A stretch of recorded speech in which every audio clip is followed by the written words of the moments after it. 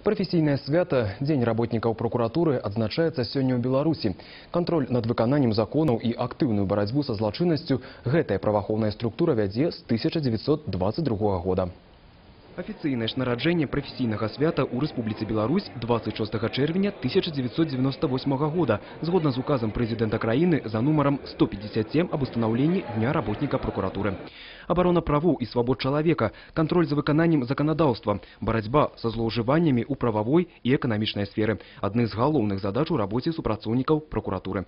Акрамя гэтага, адданасць прафесіі, прафесіяналізм і жаданне дапамагчы – асноўныя крытэрыі ў прафесіі прокурорскіх работнікаў. Нам выполнять поставленные задачи, по моей оценке, получается. Хочется в этот день сказать спасибо всем работникам за вклад в общее дело укрепления законности. Ведь прокуратура области по итогам минувшего года была признана лучшей в республике среди областных и приравненных к ней. Поэтому нам 90 лет встречать не стыдно.